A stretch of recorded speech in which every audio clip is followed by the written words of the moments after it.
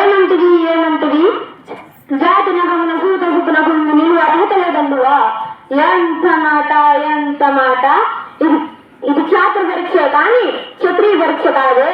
కాదు కాకూడదు. ఇది కుల పరీక్ష అందువా? నీ తండ్రి భరద్వాజుని జన్మ ఎట్టిది, అది చికిత్సాకరమైన నీ సంభవం ఎట్టిది. మట్టి కుండలో పుట్టితివి కదా, నీది ఏ కులము?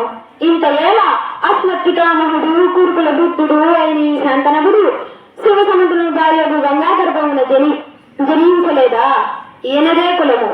నాకు చెప్పింపురేమయ్యా, మా వంశములకు మూల పురుషుడు శిష్యుడు జన్మవేశకు ఊర్వశి పుత్రుడు కాడా?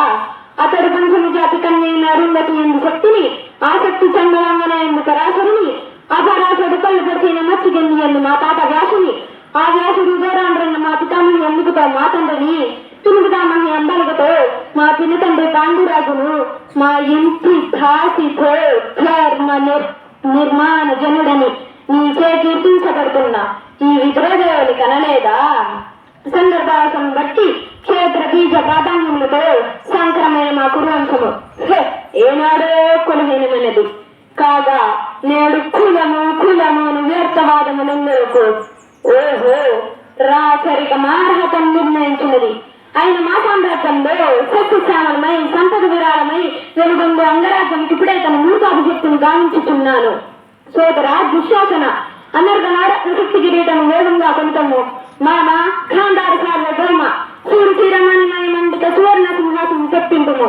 పెరిగల్లారా పుణ్య భాగీరథి నది తోడు అందుకొండు. కళ్యాణ భటులారా మంగళ తుర్యాలను సుస్వరముగా మ్రోగనిండు.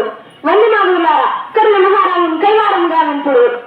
పుణ్యాలారా ఈ రాతాసుతునికి పాలభావాన్ని కస్తూరి తిరగం తీర్చిదిద్ది బహుజన్మ సుకృత పరిపాకశాలద్ద సహజ కవచ కర్ష వైడూర్య ప్రభాది లోనికి వాంఛలు చెల్లరేగా వీరగమ్మం వివరాల్పుడు.